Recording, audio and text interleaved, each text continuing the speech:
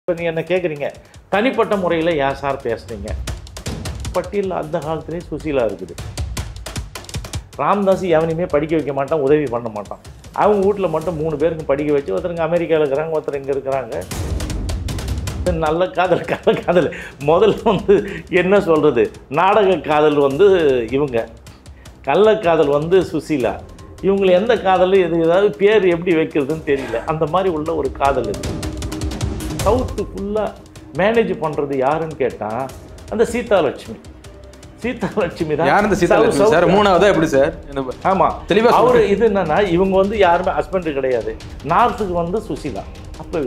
அப்போ வேறு யாரும் கிடையாதுங்க, இவங்க தான் பார்க்க. மூணு தானே சார்? எப்படி சார்? இல்லை அது அப்புறம் அடுத்தது இருக்குது, அதெல்லாம் பார்க்கலாம்.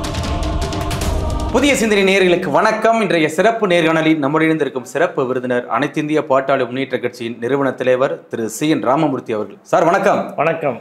கடந்த 1-2 வருஷமா நீங்க தான் சொல்லிட்டு இருந்தீங்க, ராமதாஸ் அவர்களுக்கு ரகசிய காதல் இருக்கு அப்படி இப்படின்னு சொன்னீங்க.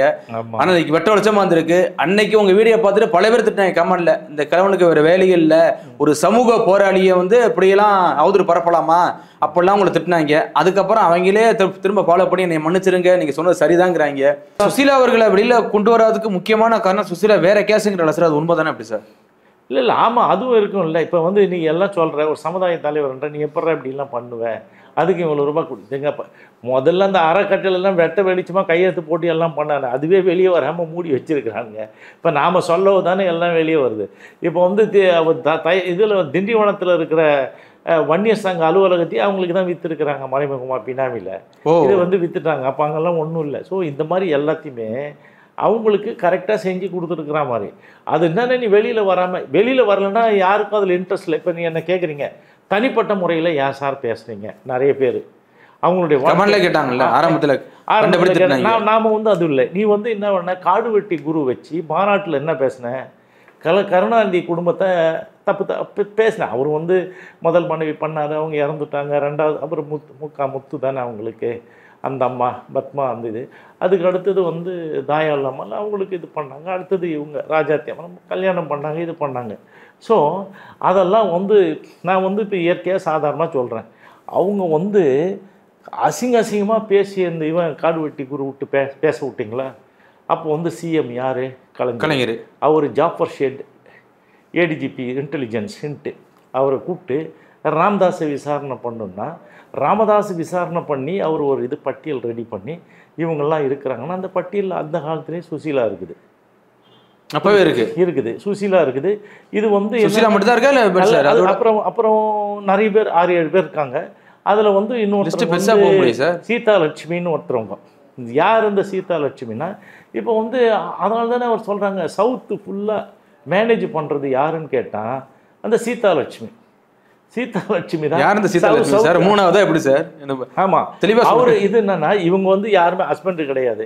அச்சிகை தூக்கி போட்டு தூக்கி போன இவங்களுக்கு வந்து ஹஸ்பண்ட், அவர் பேர் சுப்பிரமணியம், அவங்க பேர் சீதாலட்சுமி. வந்து என்ன பண்ணுறாங்க, அவன் தம்பி கூட இதில் வேலை செஞ்சான், ராமதாஸ் கிளினிக்கில் வேலை பார்க்குறாங்க. யார் இந்த அதுக்கப்புறம் அந்த இது இந்த சுசீலாவுக்கு பிடிக்காமல் அவங்களாம் துரத்தி விட்டுறாங்க.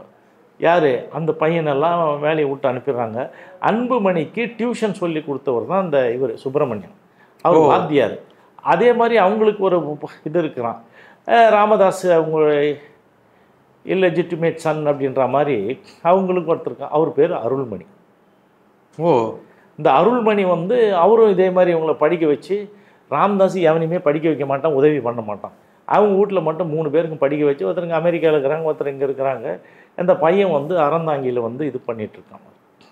ஒரு பெரிய இந்த விஷயம் எப்படி சார் இருந்துச்சு? மூணாவதா அவரு எம்எல்ஏவே சீட்டு கொடுத்துருக்குறாங்க. என்னங்க நீங்கள், எம்எல்ஏ நின்று இருக்கான், எம்பிக்கு நின்று இருக்கான். அவர் பேர் அருள்மணி, போட்டு பாருங்க, வரும் அவனை மாதிரியே இருப்பான் மாதிரி. இப்போ இந்த சீதாலட்சுமிங்கிறது மூணாவது, அது தவறான, அது எப்படி சார்? மூணாவது மனைவியா இல்லை துணைவியா? ஏங்க அவருக்கு ஹஸ்பண்ட் இருக்கிறாங்க, திருமணம் தாண்டிய உறவா அந்த உறவு காதலா அது? ஆமாம், அவங்க வந்து இது நல்ல காதல் முதல்ல வந்து என்ன சொல்கிறது, நாடக காதல் வந்து இவங்க, கள்ளக்காதல் வந்து சுசீலா. இவங்களை எந்த காதல் ஏதாவது பேர் எப்படி வைக்கிறதுன்னு தெரியல. அந்த மாதிரி உள்ள ஒரு காதல் இது. ஆனால் ரொம்ப ஆண்டுகளமாக நாடகங்கள் எதிராக வந்து குரல் கொடுத்துட்டு வராரு திரு ராமதாஸ் அவர்கள் அப்படின்னு சொல்லி நிறைய பேர் கமெண்ட்ல சொல்றாங்க சார். எதுக்கு குரல் கொடுத்துட்டு? நாடகம் அதெல்லாம் பண்ணக்கூடாது நம்ம ஜாதியில், நம்ம சமுதாயத்தில். நாடகம் அதில் பண்ணால் அப்படி தான் அப்படின்னு சொல்லி ஏற்பட்டேன். மது அருந்தக்கூடாது, ஒரு சொட்டு மருந்து கூட அருந்தக்கூடாதுன்னு அவர் வீட்டில் வச்சு குடிக்கிறாரா இல்லையா? நான் எவ்வளோ தூரம் சொல்லியிருக்கேன், எவிடன்ஸோடு போட்டேன். அது என்னெல்லாம் சொல்கிறானோ அதுக்கு அகேன்ஸ்ட். அடுத்தது வேறு என்ன, ஏதாவது ஒரு கேள்வி கேளுங்க. எந்த கேள்வி எடுத்தாலும் சமூக நீதினா எல்லாருக்கும் வாங்கி கொடுத்தேன்டா, அப்புறம் ஏன்டா வண்டி எனக்கு வாங்கிக்கல, அப்போ சமூக நீதி என்னாச்சு இல்லைங்களா? சார் நாடக காதல் எதிராக பேசணும் திரு ராமதாஸ் அவர்கள். அவரே இப்போ நிறையா வந்து வழப்புக்காக பேச வேண்டியதானங்க. ஒரு அதாவதுங்க, நீ எல்லா சமுதாயத்துக்கும் பொதுவான ஆள். சரி, வந்து தமிழ் சமூகம் கூட்டமைப்பு இருக்குது, தலித் மட்டும் கிடையாது. தலித்தில் எத்தனை ஜாதி இருக்குது நீங்கள் பாருங்கள். இதில் 2 இதுவாக இருக்குது. எஸ்டி ஷெட்யூல் ட்ரைப்ஸில் 37 ஜாதி, ஷெட்யூல் காஸ்டில் 76 ஜாதி இருக்குது. அவ்வளோ ஜாதி இருக்கிறாங்க. அதில் அவ்வளோ ஜாதி வேணாம்னு சொல்லிட்டு நீ வந்து இந்த அநியாயம் பண்ணுற. யார் பண்ணுறது? ராம்தாஸ் பண்ணி ஒரு அந்த நீங்கள் உங்களுக்கெல்லாம் தெரியும், இந்த தர்மபுரி இளவரசன் திவ்யா, அது என்னெல்லாம் பண்ணாங்க. அவங்கள நான் ஆதரித்து நான் அந்த காலத்திலே பண்ணேன். திட்டமிட்டு அவங்க வீட்டில் போய் பூந்து அங்கே இருக்கிற சிலிண்டர் அது இதெல்லாம் திருடின்னு வந்து அந்த ஊரையே காலி பண்ணி நடுரோட்டு கொண்டு வந்து இந்த காதல் அந்த காதல் இவனை கொல்லுவோம், யாராவது குரல் கொடுக்குறாங்க நம்மளை கூட கேட்டாங்க. நான் வெளிமப்புக்கு தான் நாடக காதல் அப்படின்னு சொல்லி எதிர்ப்பு தெரிவிக்கிறாரு. அப்படி சார் அவங்க வந்து என்னங்க இதிலையா இதை வச்சு ஏதாவது துட்டு கிடைக்கும், அது கிடைக்கும், இது கிடைக்குன்னு. அந்த ஊர் பிரச்சனையில் வந்து என்னன்னு கேட்டிங்கன்னா, ஏசிங்க நம்மளுக்கு ஓட்டு போட மாட்டுறாங்க. இவர் பண்ண சிலையை திறக்க சொல்லுவார், ஆனால் அவங்க கூட சண்டை போட சொல்லுவார். இதுதான் நடந்துன்னு இருக்குது. ஸோ இது மாதிரி வந்து அவங்க திருமணம் முடிஞ்சுன்னா இது மாதிரி தப்பு பண்ணுறாரு. ஏங்க இதில் எல்லோரும் வந்து எவ்வளோ பேர் எஸ்சிங்கெல்லாம் திருமணம் பண்ணவங்களாம் இருக்காங்க, அவங்களாம் ஒழுங்காக இல்லையா? இவன் கண்டுபிடிச்சி தான் நாடக காதல், அந்த காதல், இந்த காதல், சும்மா இருக்கிற பசங்களை வந்து உசுப்பி விட்டு உதவாங்க விட்டு இவன் வழக்கில் வம்பில் மாட்டி விட்டுருக்கா மாதிரி. ஒரு உதாரணத்துக்கு இங்கே இதில் வந்து வாழப்பாடி பக்கத்தில் ஒருத்தர் இது மாதிரி வந்து எஸ்சியும் ஒரு 1 இயரும் கல்யாணம் பண்ணிக்கிறாங்க. உடனே போய் ஊன்னு சொல்லிட்டு கலாட்டா பண்ண சொன்னாங்க. ஒரு 50-60 பேர் போய் கலாட்டா பண்ணுறாங்க. கலாட்டா பண்ண அவங்க எல்லார் பேர்லேயும் வழக்கு, பிசிஆர் வழக்கு இன்னும் இத்தனை ஆண்டு இன்னும் நடந்துக்கிட்டு இருக்கு. ராம்தாஸ் சொல்லிட்டு போயிட்டான். அவங்க அந்த சண்டை போட்டு பிரித்து இது பண்ணாங்கல்ல, அவங்க 2 பேரும் ஒன்றா சேர்ந்து குழந்தை குட்டியோடு நல்லா வாழ்ந்துட்டு தான் இருக்கிறாங்க. ஸோ இந்த மாதிரி அவர் வந்து அரிப்புக்கு சொஞ்சிக்கிற மாதிரி அப்பப்போ இது மாதிரி ஏதாவது ஒன்று கிடச்சிதுன்னா அதை பெரிய பிரச்சனையாக்கி லைம்லைட்டுக்கு வந்து இவருக்கு தான் பாதுகாவலர், இவர் எதை சொல்கிறதையும் இது பண்ண மாட்டார், ஏமாற்றுவார். இப்போ அருள்மணி அதை பற்றி நம்ம சொல்கிறோம். ஆமாம், இந்த அருள்மணி வந்து இருக்கிறார்ல, அவருக்கு தெரியும், அவருக்கு சீட்டு கொடுத்துருக்குறாரு. அந்த அம்மா சீதாலட்சுமி தான் சவுத்தில் இருக்கிற எல்லா மாவட்டங்களுக்கும் அவங்க தான் நிர்வாகிகள் நியமனம் பண்ணுவாங்க. அவங்க சொல்கிறது தான் கேட்டுது. நார்த்துக்கு வந்து சுசிலா. அப்போ வேறு யாரும் கிடையாதுங்க, இவங்க தான் பார்க்க 3 தானே சார்? எப்படி சார்? இல்லை அது அப்புறம் அடுத்தடுத்தது இருக்குது, அதெல்லாம் பார்க்கலாம். அப்புறம் அடுத்தடுத்து லிஸ்ட்டு பெருசாக வருங்களா? ஆமாம், லிஸ்ட்டு பெருசு தான். பெரிய தலைவர் இல்லையா, போராளி இல்லையா, அப்படி தான் இருப்பார்.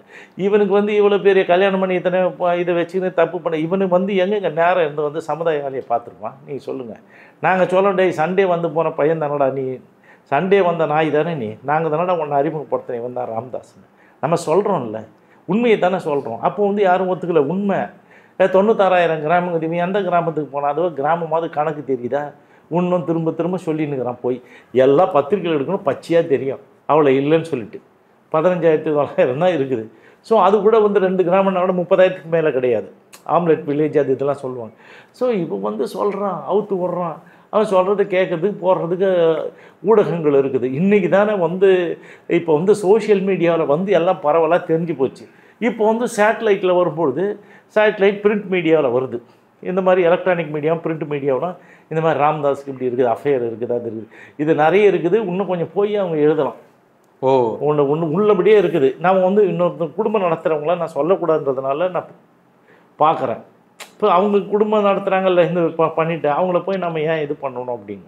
ஆனால் இதெல்லாம் உண்மை தான். இந்த அருள்மணி இதெல்லாம் வந்து இந்த மாதிரி கட்டத்தில் வந்து தான் போகிறாங்க. அவங்க தான் வந்து ஆனால் இந்த லிஸ்ட்டை கொடுத்தது ஜாஃபர் சீடு தான், முன்னாள் ஏடிஜிபி. அந்த சமயத்தில் லிஸ்ட் எடுத்தது இல்லை எங்களுக்கு ஏற்கனவே தெரியும். கலைஞரை வந்து நீ திட்டினல்ல, காடு வெட்டி குரு விட்டு திட்ட விட்டல, உன் கதை என்னன்னு சொல்லிட்டு நான் சொல்லுவேன் வேறு ஆளை வச்சு. அடுத்தது சைலண்ட் ஆகிட்டான். அதுக்கப்புறம் கலைஞரை பற்றி பேச மாட்டாரேன், பேசினாரா? பேசலையே. அப்புறம் கேளுங்க, இதுதான் உண்மை.